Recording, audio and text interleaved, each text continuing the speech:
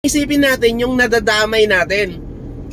Kasi wala kaming pakialam eh. Ang problema, nakikialam kami kasi nadadamay kami. Yan, magandang hapon mga kapatid. Dito na naman, no? Lumipas na naman ang ilang buwan. So yung perwisyong dinulot ng Simon, unti-unti na nating nakakalimutan. Ganyan tayo mga Pinoy eh. Pag sikat, pinapatulan natin. Pero pag lumipas na ang ilang buwan, nakakalimutan na natin yung mga taong nasaktan, yung mga taong pinaglamayan. Kaya ayan, no, nagsusulputan na naman ang mga endurance event. So balita natin, may dadaan dito sa kalsada ng Aurora, no, sa mga susunod na buwan. So ako ay magpapaalala lang mga kapatid, no, na taga Aurora, pag dumating yung araw na dadaan sila, mag-ingat-ingat kayo. Mag-ingat-ingat tayo.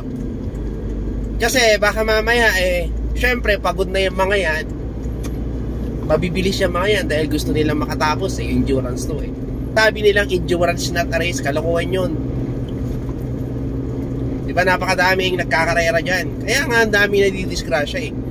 May mga pinaglalamayan pa, diba? Tapos endurance not a race. Tapos sinasabi pa nila na charity daw, kesyo tourism daw. Unang-una, paano ka makakapamasyal kung bakbak ka ng bakbak? Diba, halos wala kang pahinga na binabagtas mo yung kalsada kung saan yung official route ng endurance. Tapos, i-claim natin na ito ay tourism. Diba? Kalokohan yun. Paano ka mamamasyal kung puro speed ang nasa utak mo? Tapos ito na nga, diba?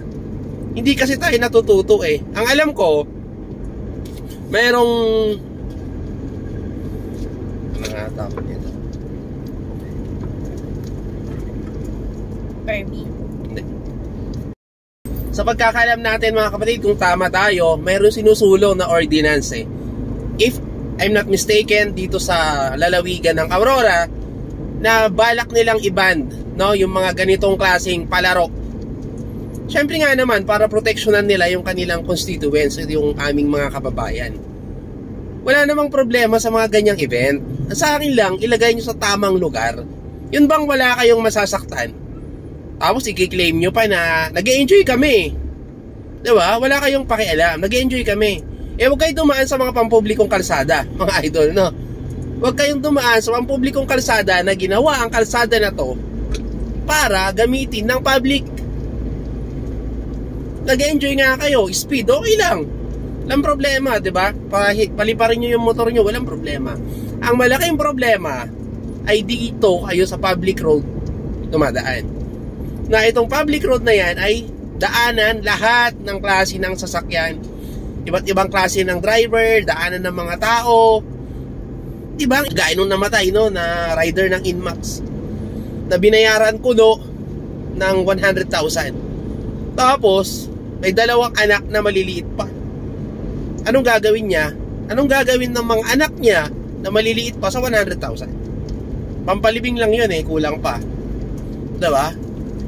So matuto tayo. Wag natin kalimutan yung mga bagay-bagay na nagbigay sa atin ng perwisyo at magbibigay pa ng malaking perwisyo sa mga araw na darating kasi pinapayagan natin silang dumaan sa ating mga pampublikong kalsada.